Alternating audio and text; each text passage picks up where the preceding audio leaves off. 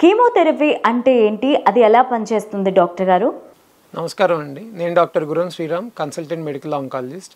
ఎలాగైతే మనం ఇన్ఫెక్షన్ని తగ్గించడానికి మందులు ఇస్తామో, ఎలాగైతే వాటిని యాంటీబయాటిక్స్ అంటామో, సేమ్ మన క్యాన్సర్ సెల్స్ని, క్యాన్సర్ కణాలని చంపే ఒక ట్రీట్మెంట్ని మనం కీమోథెరపీ అంటాము.